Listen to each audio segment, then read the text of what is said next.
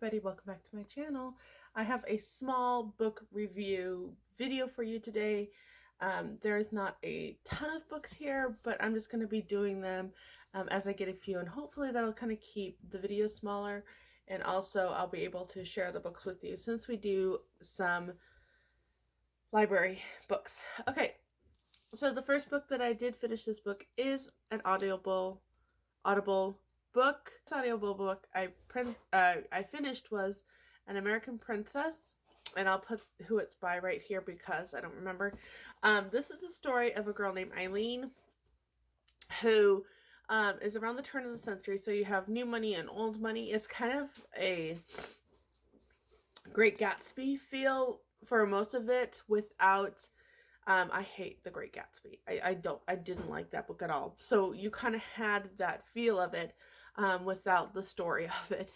But she had married 4 or 5 times, and some of them were through death, some of them were through a divorce, and I'm trying to remember all of it. But what I really liked about this book is you didn't just get Eileen's story, you kind of got a history of the times, because it came from the turn of the century through the 20s, through the 30s, or the Great 30s and the Great Depression, and then through World War II. That's the word I'm trying to think of. And when I say the turn of the century, it was more like the 1910s and up, I think, if I remember correctly, because there was World War I in there at some point.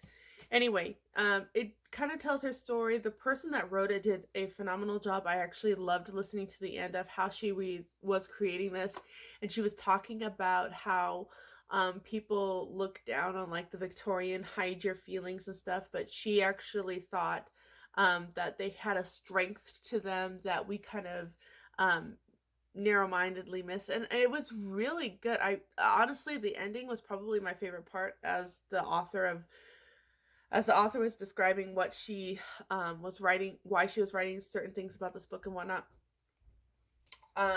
So that was really, really good. And then I'm trying to think of some other things. Honestly, just without that book, like, she had some really terrible things happen to her and then was able to basically pull her bootstraps up and kind of continue on. And I really, really liked that. I'm trying to think. She's not a heartless rich lady, but you do see some of the rich snobbery that was within her life, and how she not overcame that, but kind of grew from that in a certain aspect. Anyway, it was on Audible. It was really good. I'll leave that here. I can't show you because I'm filming on my phone and it was an Audible book, so I apologize. Okay, another book I finished was The Ladies' Number One Detective Agency by Alexander McCall Smith. I saw the HBO series years ago, and I fell in love with Mama Wamba. Is that what it is? No, maybe that's not it. I cannot say it, but I thought it was Mama Mwamba, but maybe not.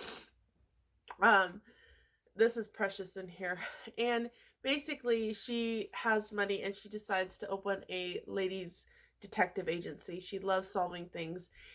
You kind of have culture in here, which I know I talk a lot about culture, but I really do like when someone puts their heart and soul into a good writing, and you can kind of see a lot of what they think and what they feel and what they believe. I really like all that kind of stuff. The only thing with this book is that you kind of have these short chapters or short cases solved, and like, I think the big case is interweaved throughout the whole thing, which is kind of it's a small section, but you kind of get her life weaved in throughout, so it kind of, like, I think sets a stage. To be honest, I really didn't enjoy this book as much as I really did the TV series. It wasn't bad, I just didn't enjoy it as much. There's not a whole lot of language. I do think that when she talks to one of the ladies who she finds out the husband's cheating on her, the lady basically starts cussing out. but I don't remember a whole lot of language. Anyway, it was fun. I don't think it's a 5-star. I think I gave it 3 stars because I liked it. It just wasn't as great as I remembered it. I really do think I enjoyed the TV series a whole lot more. But I tend to like TV series of that sort. Okay, and then our read aloud that we finished was Jean Fritz, Alexander Hamilton, The Outsider. We did this for the 4th of July, and then I am in that town that was hit by the massive earthquake on the 4th of July and the following day. So we actually did a lot of reading. We lost internet, so we can't really do a lot, and when you're huddled together outside in scorching temperatures, we kind of read. So we finished this one. I was hoping to read a lot more during this week, but it was also our first week of school, and so didn't get a whole lot read as much as I thought. We are almost finished with Thimble Summer, so I have 2 books here that are roughly the same size that we have finished within a week. But since Thimble Summer is not finished, I'm not sharing that in this video. You'll have to wait for the next one to see that. The only thing with this book is that it is really fascinating. I will say that I could tell immediately that I would have some homeschooling conservative Christians want to use more caution with this with their kids.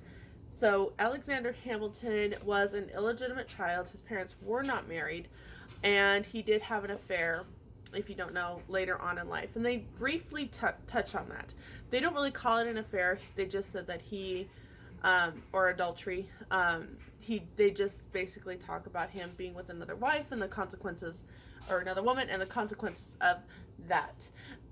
Insofar as the story and the content, I will say that it's very heavy in time and historical events. Even though they do talk about Hamilton, it seemed at certain times it was a lot of George Washington in here as well. Not a whole lot of Hamilton in his life, but to be honest, I know that we don't have as much information about Hamilton as we do Washington. And so when the war happens and you're kind of showing how the war is affecting the United States and the decisions that Washington made, and then he had him as aide de camp. So when he was doing that, it wasn't a position he really liked. But anyway, I really like Jean Fritz's writings.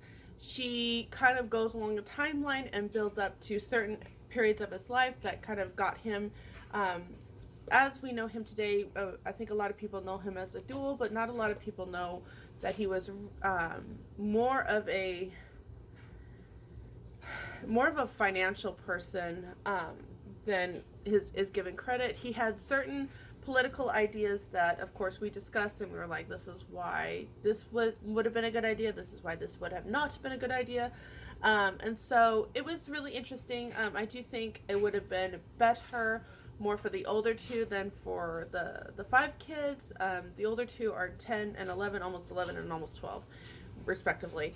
And I even think it would have been easier for them if I had waited another year or 2 to kind of understand all of that. But insofar as Hamilton's life, I thought it was really interesting.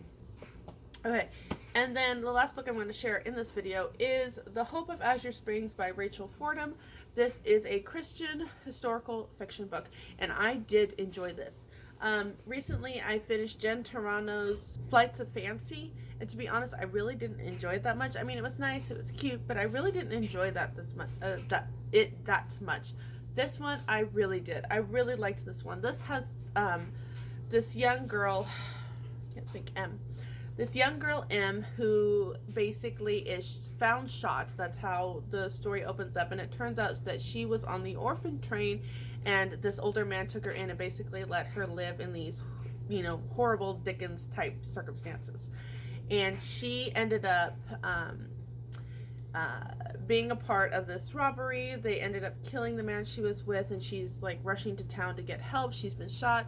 She's bone thin because, of course, she has been in these horrific circumstances, and this family takes her in. And then the sheriff of the town, of course, Western, is going to try to figure out what's going on. And then you have a lot of her past kind of coming forward and where she came from and why someone is after her and mainly the guy that she was living with, which sounds weird. The thing about this book is, even though it opens up with her being shot and all that, I don't think it was the main thing of this book. It was kind of like a side plot, I think, throughout the whole book. But I think the main thing of this book is her learning what love is like, learning how, even though that is going to be the one thing I didn't like about this book, is so much of it was focused on what she looked like, if she was beautiful. And it does seem to be such a prevalent thing in our fiction writing today, and it really does. That was another earthquake. It really does annoy me. Like, why is there so much focused on what somebody looks like? And it is within fiction writing. You do see a lot of, oh, she's beautiful, she's thin, etc. Even dealing with that with Simple Summer. And so it seems like a huge portion of this book is her kind of just reconciling that she's never going to get a guy because she's not beautiful enough. And then throughout the whole thing, you find the inner beauty, and it's just,